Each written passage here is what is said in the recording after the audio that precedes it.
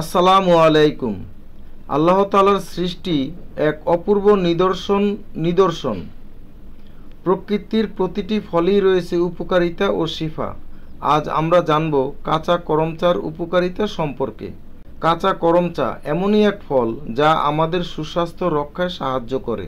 কাঁচা করমচা পাকস্থলীর গ্যাস ও অ্যাসিড কমাতে সাহায্য করে। ঠান্ডা, কাশি ও হালকা জ্বরে এটি এক প্রাকৃতিক প্রতিকার।